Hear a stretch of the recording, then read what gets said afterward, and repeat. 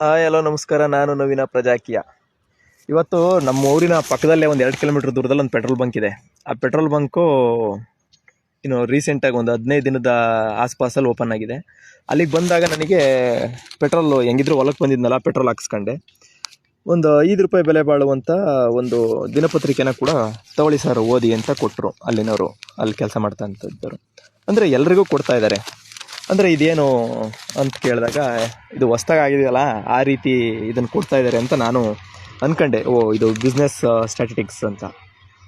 Okay, business statistics ಏನೋ ಕೊಡೋದ್ರ ಬದಲು ಒಂದು ಒಳ್ಳೆ ನ್ಯೂಸ್, ಅದಕ್ಕೆ ಸಂಬಂಧಪಟ್ಟಂಥ ವಿಚಾರಗಳನ್ನೇ ಕೊಡ್ತಿದ್ದಾರೆ ಅಂತ ಪೇಪರ್ನು ತಿರುವಾಗ್ತಾ ಹೋದೆ ನೋಡೋಣ ಅಂತ. ಅಲ್ಲೂ ಬಿಸ್ನೆಸ್ಸೇ ಕಾಣ್ತಾ ಹೋಯಿತು. ಓಕೆ, ವಿಷಯಗಳಿದೆ, ಸುಮಾರು ವಿಷಯಗಳು ಒಳಗೂ ಇದೆ ಅಂತ ನೋಡ್ತಾ ಹೋದೆ. ಓಕೆ, ಇದೊಂದು ಕಡೆ ಇರಲಿ. ನಾನು ನಿಮಗೆ ಹೇಳೋಕ್ಕೆ ಇಷ್ಟಪಡ್ತಾ ಇರೋ ವಿಚಾರ ಏನಪ್ಪ ಅಂದರೆ, ಜೀವನ ಎಲ್ಲ ಟೈಮು ಎಲ್ಲದನ್ನೂ ಬಿಸ್ನೆಸ್ಸಲ್ಲೇ ಅಳಿಯೋಕ್ಕಾಗಲ್ಲ. ಎಲ್ಲದಕ್ಕಿಂತ ಹೆಚ್ಚಾಗಿ ಪ್ರಜಾಪ್ರಭುತ್ವ ಅನ್ನೋದು ಏನಿದೆ, ಆ ವಿಚಾರ ಯಾವುದೇ ಕಾರಣಕ್ಕೂ ಬಿಸ್ನೆಸ್ ಆಗಬಾರ್ದು. ಅದು ಬಿಸ್ನೆಸ್ ಆಯಿತು ಅಂದರೆ ಮೋಸ್ಟ್ಲಿ ನಾವೆಲ್ಲ ಈ ಅವ್ಯವಸ್ಥೆ ಒಳಗೆ ಬದುಕಲೇಬೇಕಾದಂಥ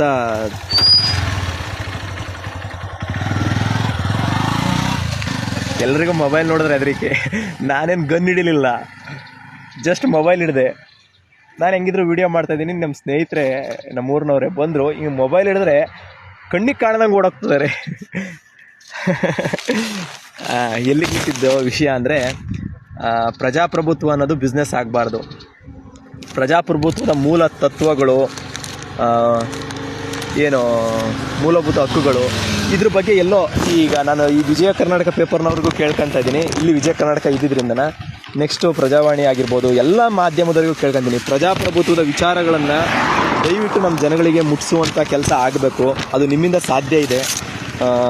ಎಲ್ಲ ಒಂದು ಕಡೆ ನೀವೆಲ್ಲರೂ ಕೂಡ ನ್ಯಾಯಾಂಗ, ಕಾರ್ಯಾಂಗ, ಶಾಸಕಾಂಗ, ಪತ್ರಿಕೋದ್ಯಮ ಅಂಗ ಅಂತ ಮಾಧ್ಯಮ ಏನಿದ್ದೀರ, ನೀವು ಆ ನಿಟ್ಟಿನ ಜವಾಬ್ದಾರಿಯುತ ಕೆಲಸಗಳನ್ನು ನಿಮ್ಮ ಹೊಟ್ಟೆಪಾಡಿನ ನಡುವೆನೂ ಕೂಡ ಮಾಡಲೇಬೇಕಾದಂಥ ಅನಿವಾರ್ಯ ಘಟ್ಟದಲ್ಲಿದ್ದೀವಿ. ಇಲ್ಲಾಂದರೆ ಪ್ರಜಾಪ್ರಭುತ್ವದ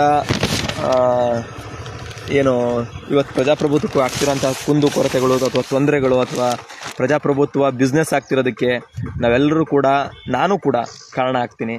ಇವತ್ತು 5 ರೂಪಾಯಿ ಸಿಕ್ತು ಅಂತ ನಾಳೆ ಪೆಟ್ರೋಲ್ ಕಮ್ಮಿ ಹಾಕಿರೋ ಜಾಸ್ತಿ ಹಾಕಿಲ್ಲ ಅಂತ ಜವಾಬ್ದಾರಿ ತಗೊಂಡಂಗಿದ್ರು ನಾನು ಮತ್ತೆ ಆ 5 ರೂಪಾಯಿ ಬೇರೆ ಕಡೆ ಕಳ್ಕೊಂತೀನಿ. ಓಕೆ, ಬಿಸ್ನೆಸ್ ಚೆನ್ನಾಗಲಿ, ಅವ್ರ ಬಿಸ್ನೆಸ್ ಚೆನ್ನಾಗಲಿ ಅಂತಲೂ ನಾನು ಕೂಡ ಕೇಳ್ಕೊಳ್ತೀನಿ. ಮತ್ತು ಹೊಸಬ್ರು ಬಂದವರಿಗೆ ಪೇಪರಿಗೆ ಸಿಗ್ತಾಯಿದೆ ಅಂತಲೂ ಕೂಡ ವಿಷಯ ತಲುಪಿಸ್ತಾ ಇದ್ದೀನಿ. ಅರೆ, ಇಷ್ಟೆಲ್ಲ ಹೇಳ್ತಾನಲ್ಲ ಈ ನನ್ನ ಮಗುಗೇನು ಮೊಬೈಲ್ ಹಿಡ್ಕೊಂಡು ಇವನು ಬಿಸ್ನೆಸ್ ಮಾಡ್ತಾನ? ಸದ್ಯಕ್ಕೆ ನಾನು ಯಾವ ಬಿಸ್ನೆಸ್ಸು ಮಾಡ್ತಾಯಿಲ್ಲ. ಯಾಕೆ ಅಂದರೆ ದುಡ್ಡಿನ ಅವಶ್ಯಕತೆ ಇರೋವಂಥದ್ದು, ದುಡ್ಡು ಬೇಕಾಗಿರೋವಂಥದ್ದು, ಆ ಎಲ್ಲ ದುಡ್ಡು ಕೂಡ ನಾನು ದಿನ ಟ್ಯಾಕ್ಸ್ ಕಟ್ತೀನಲ್ಲ, ಅದು ವಾಪಸ್ ಸಿಕ್ಬಿಟ್ರೆ ಅದಕ್ಕಿಂತ ದೊಡ್ಡ ಬಿಸ್ನೆಸ್ ಯಾವುದೂ ಇಲ್ಲ. ದಿನಕ್ಕೇನಿಲ್ಲ ಅಂದರೂ ಕೂಡ ಒಂದು 100 ರೂಪಾಯಿ ಟ್ಯಾಕ್ಸ್ ಕಟ್ತೀನಿ. ಈಗ ಪೆಟ್ರೋಲ್ ಹಾಕ್ಸ್ಕೊಂಡೆ ಅಂದರೆ 50 ರೂಪಾಯಿ ಟ್ಯಾಕ್ಸ್ ಕಟ್ಟಿದ್ದೀನಿ. ಆ 50 ರೂಪಾಯಿ ಕರೆಕ್ಟಾಗಿ ನನಗೆ ಬಂದುಬಿಟ್ರೆ, ನನ್ನ ಶಿಕ್ಷಣ, ನನ್ನ ಆರೋಗ್ಯ ಕರೆಕ್ಟಾಗಿ ಬಂದುಬಿಟ್ರೆ, ಈ 5 ರೂಪಾಯಿಗಿಂತ ಆ 50 ರೂಪಾಯಿ ದೊಡ್ಡದು ಅಂತ ನನಗೆ ಗೊತ್ತಿದೆ. ಓಕೆ, ನಾನು ಏನು ಹೇಳಬೇಕೋ ಆ ವಿಷಯ ಹೇಳಿದ್ದೀನಿ. ನೀವು ಕೂಡ ಈ ಥರ ವಿಚಾರವಂತರಾಗಿರಿ. ಮೊಬೈಲ್ ನೋಡಿದ ತಕ್ಷಣ ಎದುರೋಡೋಗಂಥದ್ದು ಆಗೋದು ಬೇಡ. ನನಗೆ ಆಶ್ಚರ್ಯ ಆಗ್ತಾಯಿದೆ. ನಾನು ಗನ್ ಹಿಡ್ಕೊಂಡಿದ್ರೆ ಎದುರೋಡೋಯಿದ್ರೆ ಪರವಾಗಿಲ್ಲ ಅನ್ಬೋದಾಯ್ತು. ನಾನು ಮೊಬೈಲ್ ಹಿಡ್ಕೊಂಡಿರೋದು ಸ್ವಾಮಿ. ಮೊಬೈಲ್ ನೋಡಿದ್ರೆ ಎದುರು ಹೋಗ್ತಿದ್ದಾರೆ ಅಂದರೆ ಜನನ ಇನ್ನೂ ಎಲ್ಲಿಂದ ಸುಭಾಷ್ ಚಂದ್ರ ಬೋಸು, ಭಗತ್ ಸಿಂಗು ನಾವು ಕಾಣೋಕ್ಕಾಗ್ತಾಯಿದೆ, ಹೌದಲ್ವಾ? ಓಕೆ, ಧನ್ಯವಾದಗಳು. ಪ್ರಜಾಕೀಯ ವಿಚಾರನೂ ಅದೇ ರೀತಿ ನೋಡಿ, ಪ್ರಜಾಕೀಯ ವಿಚಾರಗಳನ್ನು ಕೂಡ ಅದೇ ರೀತಿ ತಿಳಿಸೋದಕ್ಕೆ ಎಲ್ಲರೂ ಕೂಡ ಸಹಕರಿಸ್ರಿ. Thank you.